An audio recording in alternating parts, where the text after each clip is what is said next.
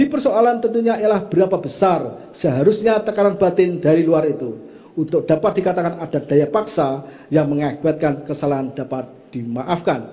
Andi Azmsah, Asas Hukum Pidana, edisi revisi 2008, halaman 163, Rineka Cipta. Bahwa namun demikian, seandainya ajaran kesalahan psikologis diadopsi dan menentukan kesalahan terdakwa sebagaimana dalam KUHP baru yang akan berlaku 3 tahun ke depan, yang menghendaki adanya keseimbangan antara kesalahan normatif deskriptif dengan kesalahan psikologis, tidaklah berarti tekanan psikologis yang dialami dapat dijadikan dasar terdapatnya kesalahan terdakwa sehingga terdapat alasan pemaaf. Mengingat benar telah terjadi tekanan psikologis yang dihadapi terdakwa berupa perintah menembak korban Yosua dari saksi Ferdi Sambo yang jauh lebih tinggi pangkatnya dengan terdakwa yang telah disampaikan sejak dari rumah Saguling lantai 3. Namun demikian, tekanan psikologis ini juga harus dilihat dari sisi yang lain yang tidak bisa diabaikan begitu saja, yaitu adanya tekanan psikologis untuk melakukan yang benar berkaitan dengan kehidupan kerohanian terdakwa. Korban Yosua merupakan teman dekat bahkan saat tertentu tidur di tempat yang sama. Korban Yosua merupakan sesama ajudan saksi Ferdi Sambo yang selama ini sama sekali tidak mempunyai masalah dengan terdakwa. Di samping itu, kesadaran terdakwa mengetahui perintah yang diberikan adalah salah dan tidak sesuai baik secara moral maupun hukum. Sehingga jika diberhadapkan situasi yang demikian, seharusnya terdakwa menentukan pilihan dan berpegang teguh pada kebenaran. Menimbang bahwa berdasarkan pertimbangan di atas, maka nota pembelaan terdakwa maupun tim penasihat hukumnya haruslah dikesampingkan. Selanjutnya terhadap nota pembelaan terdakwa serta nota pembelaan tim penasihat hukum terdakwa selebihnya dianggap telah dipertimbangkan sebagaimana dalam pertimbangan unsur di atas, oleh karenanya haruslah pula ditolak. Menimbang bahwa berdasarkan seluruh pertimbangan di atas, oleh karena telah ternyata terdakwa melakukan tindak pidana serta tidak ditemukan adanya alasan pembenar maupun pemaaf, maka terdakwa harus bertanggung jawab atas perbuatan yang telah dilakukannya. Menimbang bahwa selanjutnya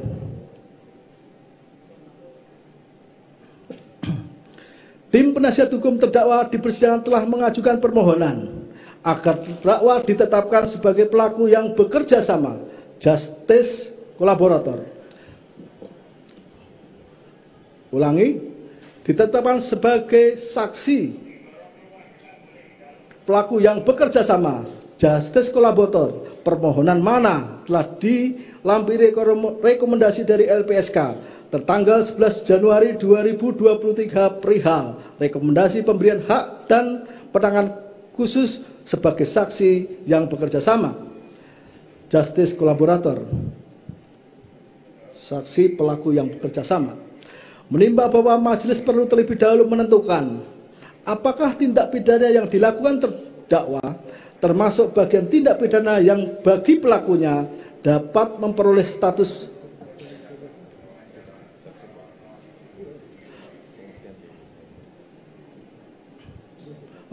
menimbang majelis perlu terlebih dahulu menentukan apakah tindak pidana yang dilakukan terdakwa termasuk bagian tindak pidana yang bagi pelakunya dapat memperoleh status pelaku yang bekerja sama, memperoleh status saksi pelaku yang bekerja sama.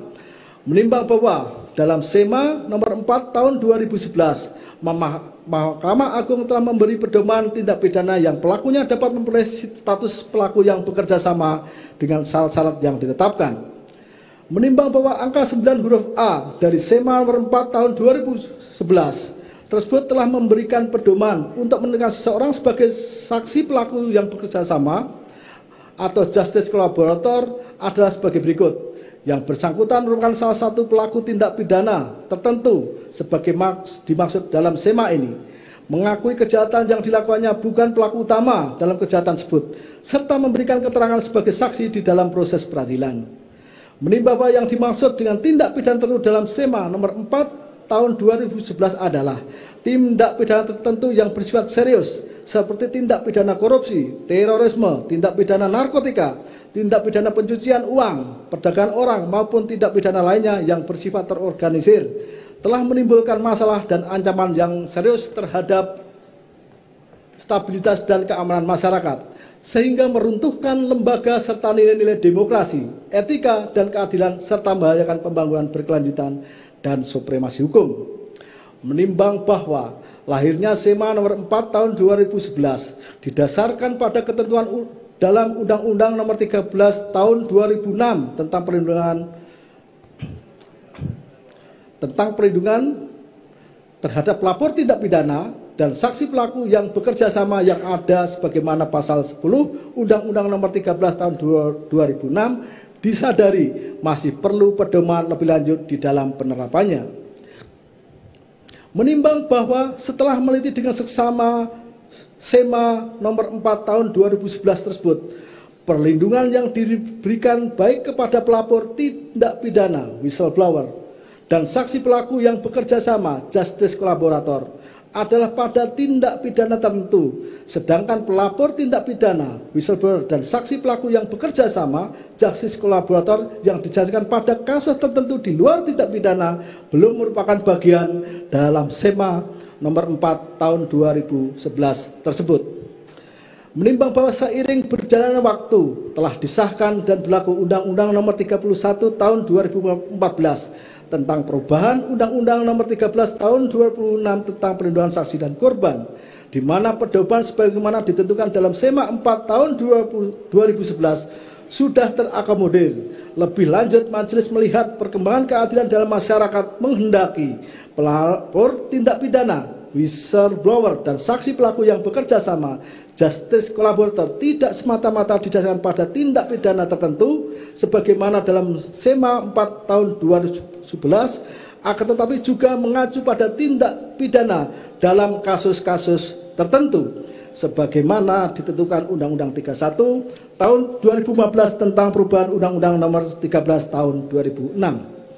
Menimbang bahwa sesuai pasal 28 ayat 2 huruf A Undang-Undang nomor 31 tahun 2014 tentang perubahan Undang-Undang nomor 13 tahun 2006, perlindungan LPSK terhadap saksi pelaku diberikan dengan syarat tindak pidana yang akan diungkap merupakan tindak pidana dalam kasus tertentu sesuai dengan keputusan LPSK sebagaimana dimaksud pasal 5 ayat 2. Menimbang bahwa PAF Lamintang menerjemahkan Dader sebagai pelaku.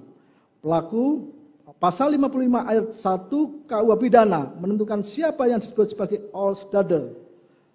Pelaku-pelaku yaitu antara lain pelaku plegen, menyuruh lakukan plegen, turut serta melakukan plegen, dan yang membujuk, menggerakkan witlogen.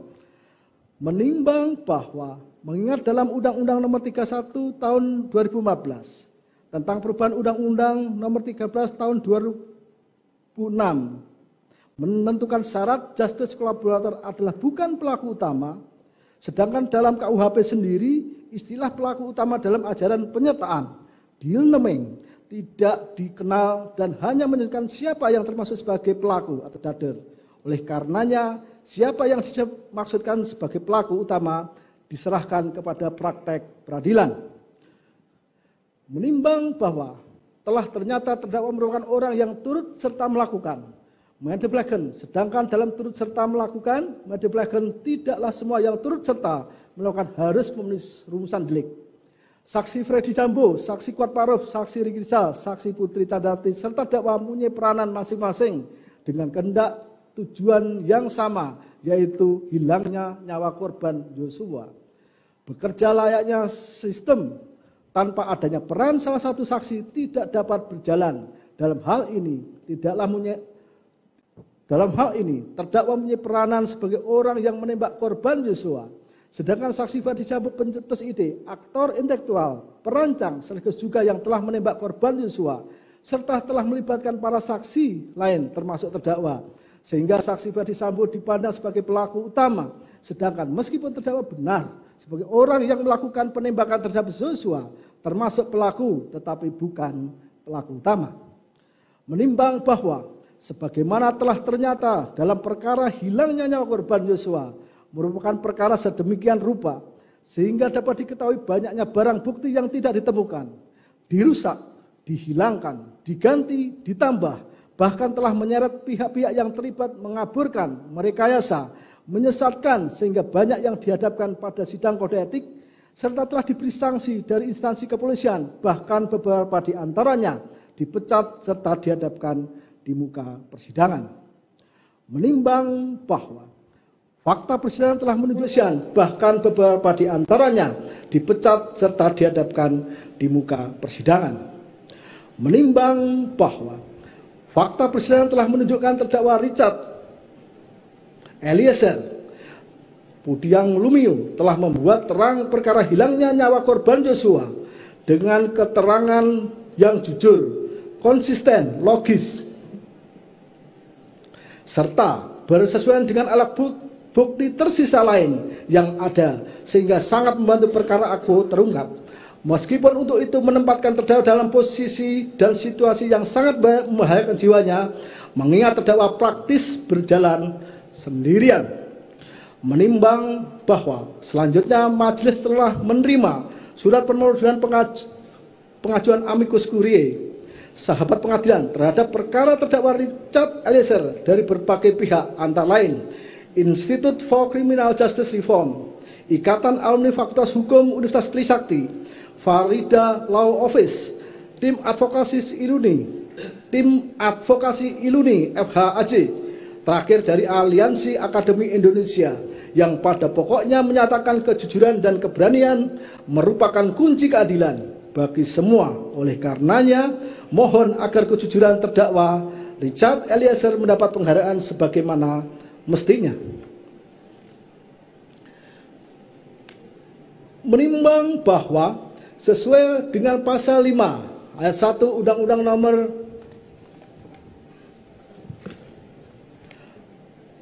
48 tahun 2009 tentang kekuasaan kehakiman, majelis tidak akan menutup mata dan merasa mendapat tekanan berkaitan dengan permohonan amicus curiae terhadap perkara terdakwa Richard Eliezer.